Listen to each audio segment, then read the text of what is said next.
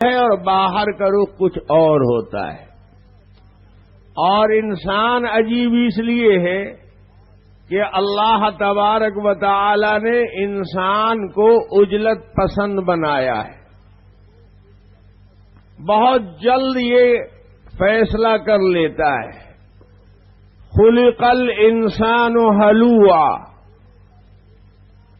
ایک صاحب تو سمجھا رہے تھے کہ انسان کو حلوہ کھانے کے لیے بنایا گیا ہے. خلق الانسان حلوا کا مطلب یہ تھا یعنی انسان حلوہ خور بنایا گیا ہے. اس نے کسی مولوی کو دیکھا ہوگا تو سمجھا یہ کہ سارے انسان اسی طرح کے حلوہ خور ہوتے ہیں. حالانکہ سارے انسان تھوڑے ہی حلوہ خور ہوتے ہیں. وہ تو خاص گروپ ہے مولویوں کا جن کا مذہب ہی حلوہ ہے. حلوہ کہتے ہیں عربی زبان میں عجلت پسند اور جلد باز کو. اذا مسہ الشر کان جزوعا وَإِذَا مَسَّهُ الْخَيْرُ كَانَ مَنُوعًا.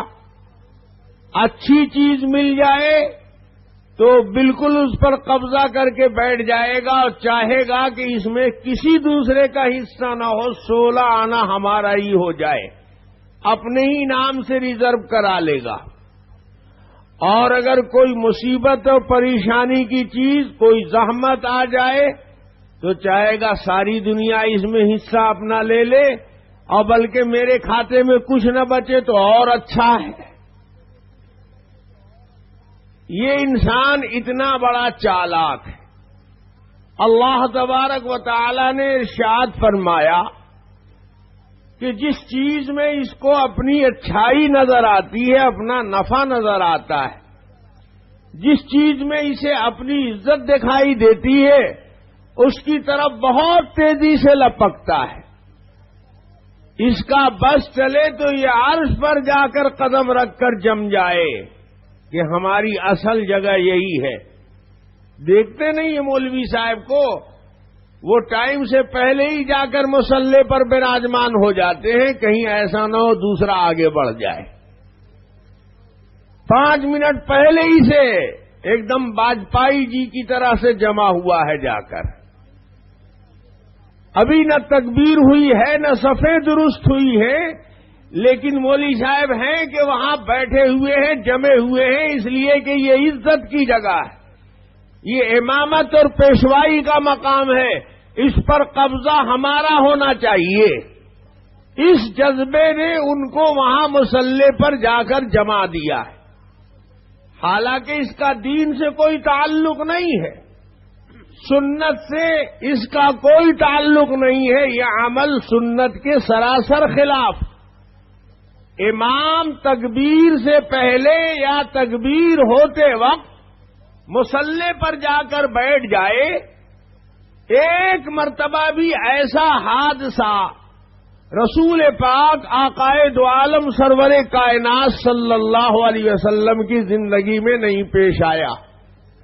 کوئی مائی کا لال نہیں دکھا سکتا حدیث کی کسی کتاب میں اور سیرت کی کسی کتاب میں حضور پاک صلی اللہ علیہ وسلم کی پوری نبوت کی زندگی میں, اور خصوصیت سے جب سے نماز پنجگانہ فرض ہوئی ہے اس کے بعد سے حضور پاک صلی اللہ علیہ وسلم کے انتقال تک کہ ایک بار بھی ایسا ہوا ہو کہ حضور مصلی پر بیٹھے ہوئے ہوں اور تکبیر ہو رہی ہو. اور جب رسول پاک صلی اللہ علیہ وسلم ہی نے ایسا نہیں کیا تو صدیق اکبر کیسے کر سکتے ہیں, فاروق اعظم کیوں کر سکتے ہیں, سیدنا عثمان غنی ایسا کیسے کر سکتے ہیں, علی مرتضی کیسے کر سکتے ہیں, خلفائے راشدین رضوان اللہ تعالی علیہم اجمعین میں سے بھی کسی کا عمل نہیں. حضور پاک صلی اللہ علیہ وسلم کا معمول کیا تھا, آپ کی عادت مبارکہ کیا تھی؟ کتابوں میں لکھا ہوا ہے, حدیث کے اندر باقاعدہ موجود ہے. صحابہ فرماتے ہیں کہ جب تکبیر ہوتی تھی تو رسول پاک صلی اللہ علیہ وسلم صفوں کو درست فرماتے تھے.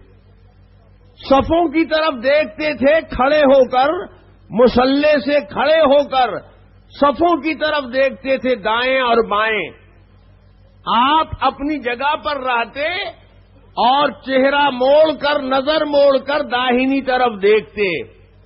داہنی طرف دیکھتے کون آگے نکلا ہوا ہے، کون پیچھے دھسا ہوا ہے، سب سیدھی ہو رہی ہے یا نہیں. وہاں سے آپ کبھی کبھی حکم دیتے، سووا صفوفکم، استووا، تقدم، تاخر، فلانے ذرا آگے بڑھو اور فلانے تم ذرا پیچھے ہٹو.